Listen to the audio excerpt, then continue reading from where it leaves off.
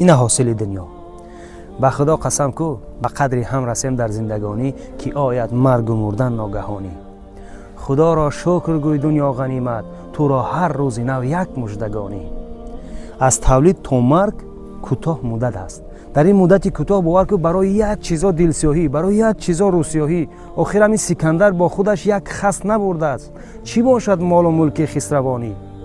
اینمی کسی فوتیده را پیدا نسازی، خونی دل میخوری از ناتوانی.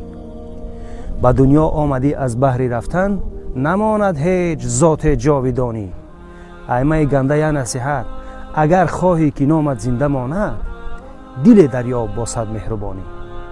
این دنیا را باور که جمع تر تقسیم برابر که حاصلش این همی میبراید. خلاص. یا من عصیت الله یوما غافلا